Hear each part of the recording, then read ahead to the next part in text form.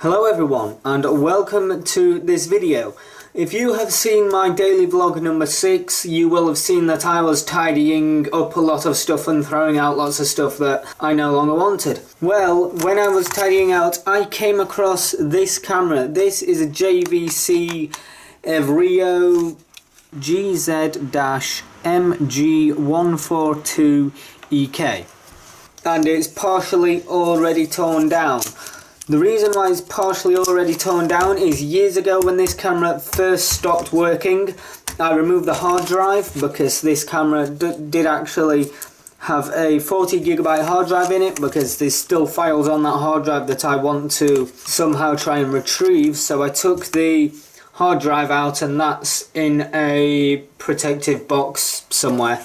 But this camera, the JVC Everio GZ-MG142EK. I checked before I started recording and the only screws I could see in the camera are those little tiny ones, which is this. And this is the screwdriver that I have that fits those tiny little screws. So let's continue with the teardown. I guess we'll start off where I left off, removing all of these bits. I will just say that this camera was not HD. I believe this camera recorded in either 360p or 480p. Anyway, let's continue with the teardown.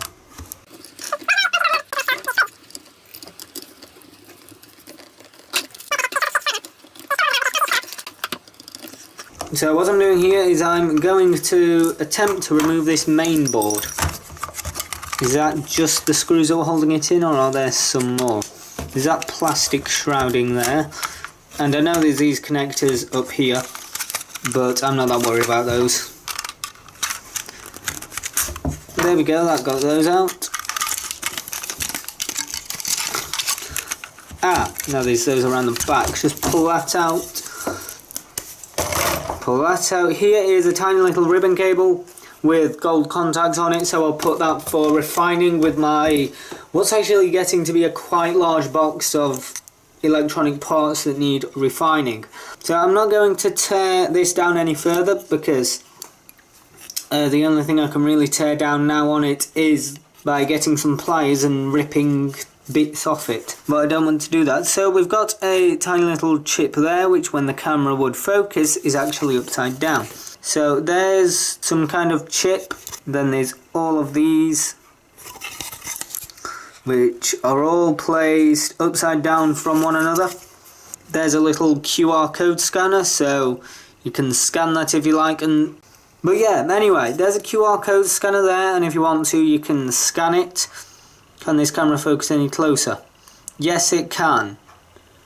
Okay, that's actually quite impressive now. I did not know this camera can focus that close.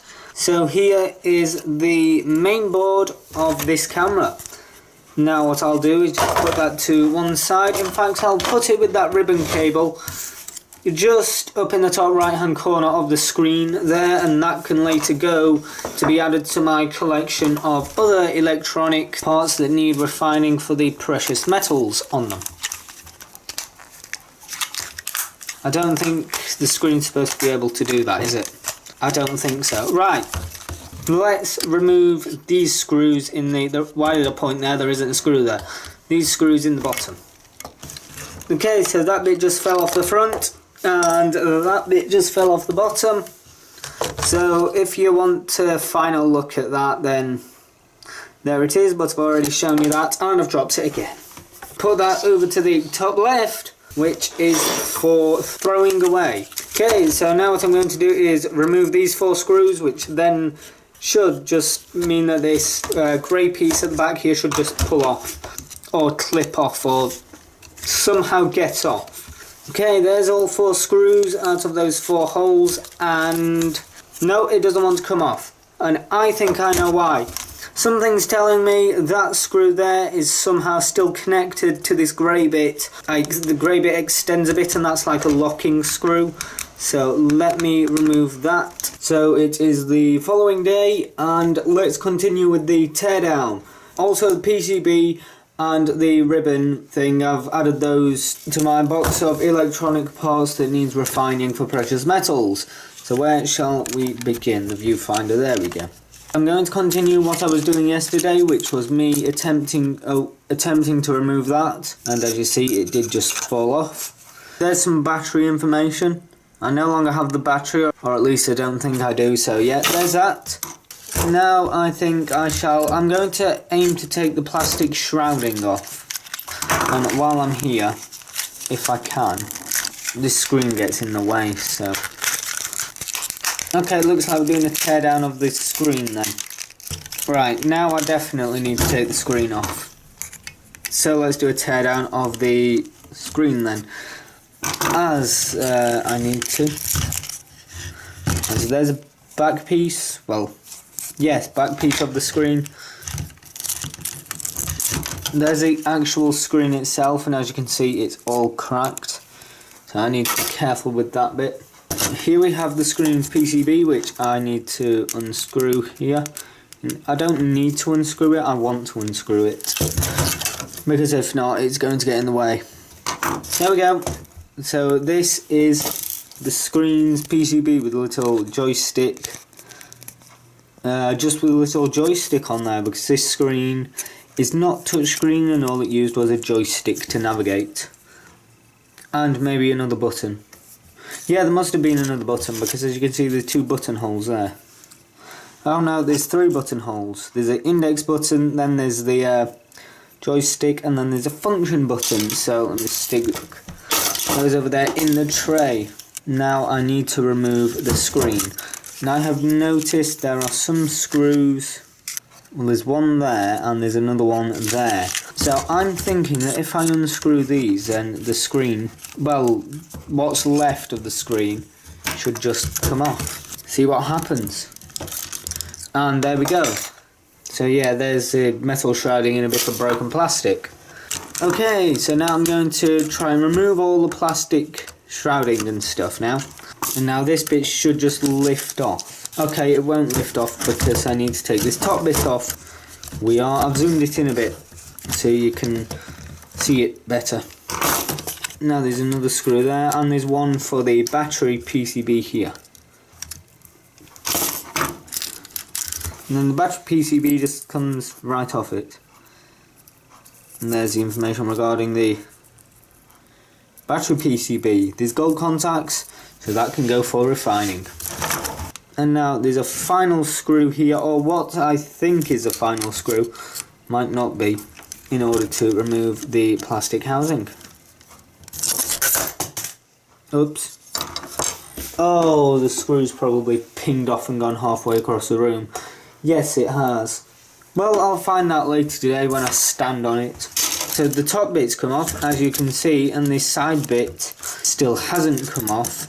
And that's probably because there's a screw there. Right, let's take this front bit off, which is simply held in place by this one screw that remains up here. Like that. So here we have the lens contraption with the lens cover bit.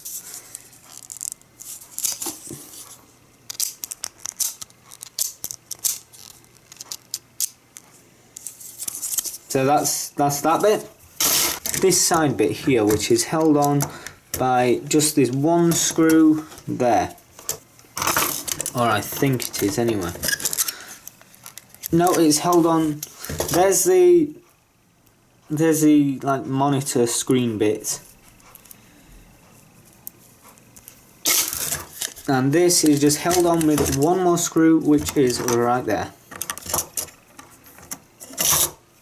And then we have the like metal inside casing, housing unit, whatever you want to call it. Now let's put that aside and focus on this bit. So here we have a PCB and the side panel. So now what we're going to do is, well, what I'm going to do is tear this down even further, because the PC bit has gold pins on it, therefore that can go for refining along with all the other stuff. So there's the internal battery. I guess that sort of acts as a BIOS battery, in that it keeps the time and date and stuff up to sync. So here we have the inside of the plastic housing with all the buttons and stuff still attached. So that's that. And here we have the PCB that goes on the inside of this plastic housing. We've got a little flicky switch thing there. This little flicky thing. Then we've got just like these regular disc buttons. I forgot the official name for them. Then we have a speaker there. Then we have this, which I'm guessing is some kind of battery or something. So this is, like I said, I think it's just a battery, but I'm not sure. What does it say on it? Panasonic. Yeah, plus 3 volts. It's a 3-volt button battery. Right, so we know what that is. Now let's get on to the interior housing. And I just need to remove these screws at the top and those two. I think there may be more of them. Right, so in order to remove this side panel, where's the other screw? Oh, hang on, let me try and get that screw and then this thing in there. If we look right down there, you can see there's another screw there, so I need to remove that one before I can take this side bit off, like that. So that is literally just some metal shielding. And now we can get into the lens housing and sensor region of the camera. So I'm just going to remove these 3 screws on top, and then hopefully this lens housing with sensor bit should just come straight out. Final screw on this bit. So here we have the internal housing that everything clips into, which I'm not sure what it is. Judging by the feel of it and like the heaviness, I'm going to say it's aluminium. In fact, I'm pretty certain it is aluminium. So here's the test. This is just a bit of regular steel, and this is a magnet. A pretty strong magnet. Okay. And it doesn't stick to this housing at all. Therefore, I'm going to say this housing is aluminium. I'm fairly certain it's aluminium. It's really light and magnet doesn't stick to it, so it's not steel. And we've got like some thermal paste compound in there. So, yeah. So first things first, let's remove the sensor from the back of it. I actually don't know what size sensor this camera uses. Ready? There we go. Okay, that sensor's a tiny little thing. Can you see it right in there? That little dark like rectangle in there is a sensor. Is that a 3mm sensor? Because if it is, I think it is a 3mm sensor, because that means that this camera that I'm recording with has the same size of sensor as this.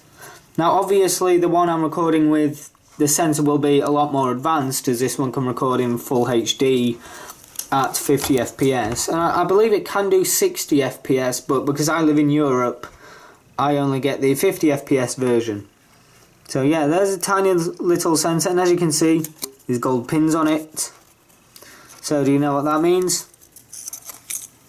It's going over there for refining.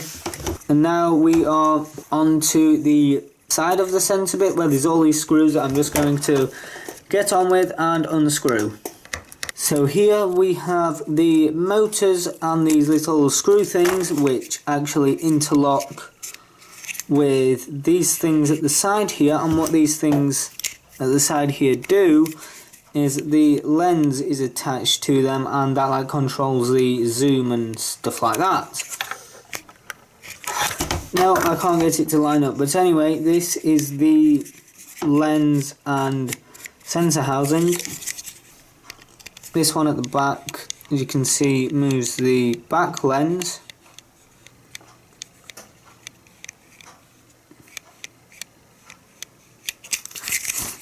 And this one on the front here is like the zoom lens. Looking around it, I can see tiny little clips and a screw there, so what I'm going to try and do is get into it. Oh, there we go. There we go. So now you can see what they do inside. So the front one moves that lens backwards and forwards. Oh, do it with a screwdriver. Like that. And then this one at the back here moves the back lens bit backwards and forwards. Like that. So that is what's inside a camera's lens unit. If I'm honest, I thought it would have been more complex than what it is. But yeah, it's quite interesting. But looking around at the edge of it, it looks like this bit is all one unit. Therefore I won't be able to tear it down anymore. But looking at the way that's connected there and there, it looks like these just pull out. So what I might do is attempt to get them out. So there's one bit. Oh yeah, they do just pull out. Right, so there's one of the rails that the lens moves on. So this lens is the rearwards lens.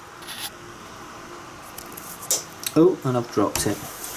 Anyway, there's the rearwards lens, and now let's have a look at the one that's at the front. So this one is like the middle lens that was just seated in the middle there and didn't move.